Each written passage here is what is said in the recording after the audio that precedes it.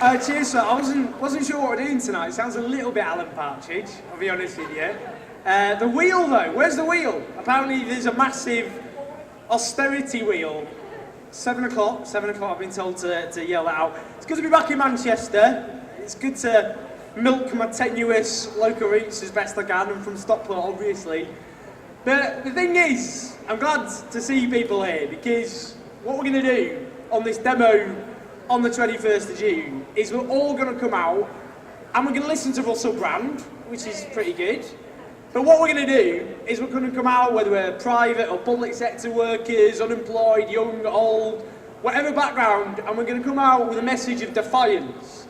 That we're sick of being made to pay for a crisis we actually have nothing to do with. And lots of things make me proud to be a Mancunian. You know, the fact it rains all the time, I quite like that. I feel quite nostalgic on a day like this. But I've never felt prouder of my Mancunian roots when UKIP was seen to sweep many parts of the country, and when the election results came in, there was a clear result that Manchester told Nigel Farage to F off and rejected the politics of what UKIP stood for. And this is what UKIP are doing. This is what UKIP do. They let people off the top, at the top, off the hook. Because what they do is they tell people, and this is what we're going to ask people who are, UKIP are trying to appeal to. We've got to ask them this. Who's responsible for the mess this country's in? Is it the Polish fruit picker? Is it the Indian nurse? Is it the Nigerian cleaner? Or is it the bankers who plunged this country into economic disaster? Is it the private landlords charging rip-off rents? Is it the tax dodgers who's hoard £25 billion of money from the Exchequer each and every year? Is it the poverty-paying bosses who have left most people in poverty in this country in work, getting up in the morning to earn their poverty? Is it those people at the top?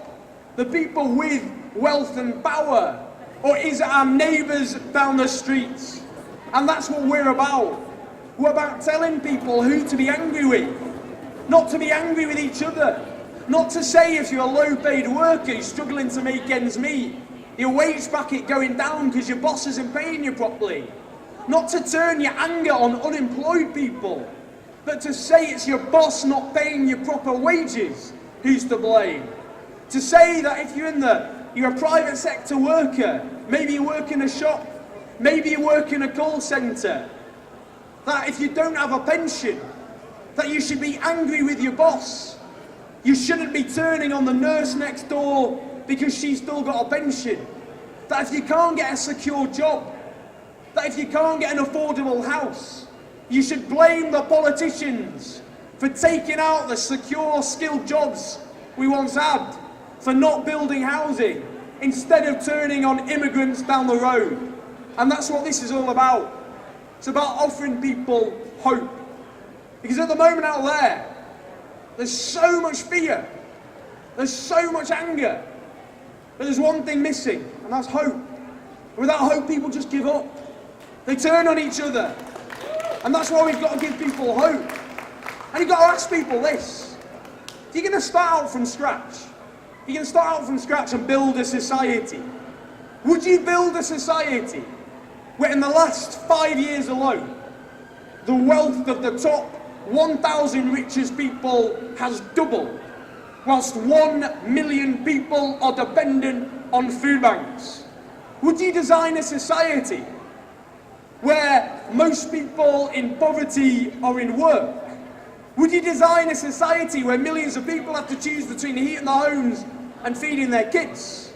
Would you design a society where 1 million families have to depend on legal loan sharks like Wonga? Of course you wouldn't. And that's what this is about. It's about saying we don't accept a society that's all about making sure the people at the top, the richest people, boom, whilst millions of people struggle. So we've got to give people hope. So let's say that instead of people in work being in poverty, instead of spending billions of pounds of money on in-work benefits, that everybody in work should have a living wage. No ifs, no buts. We should say loudly, instead of leaving millions of people on social housing waiting lists, of kids in overcrowded homes, that we should let councils build housing instead of lining the pockets of these private landlords with housing benefit.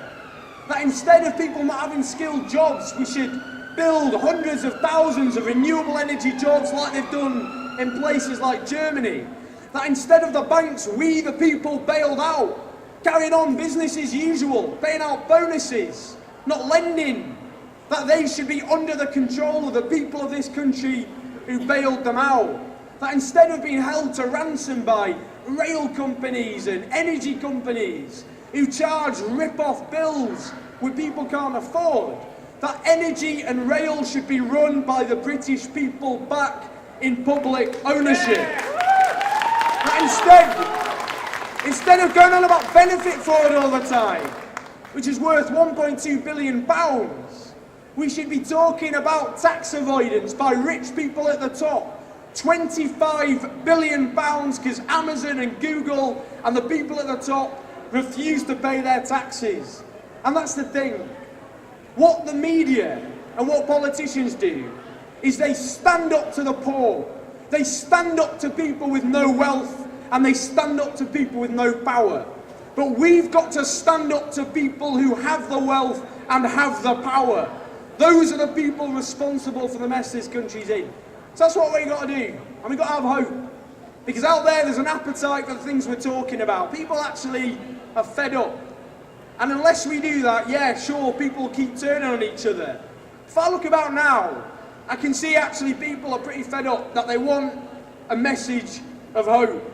And that if we start uniting together, if we start having a bit of courage, a bit of guts, a bit of determination, if we learn from campaigns like the campaign against the bedroom tax by the likes of people like Maria, that we think of the campaign against tax avoidance like UK Uncut, that if we think of people throughout history who took on overwhelming odds, people who fought for democracy, for women's rights, for the right to vote, for people to have a welfare state, the NHS, these people fought against overwhelming odds and they won. And we're going to do the same thing.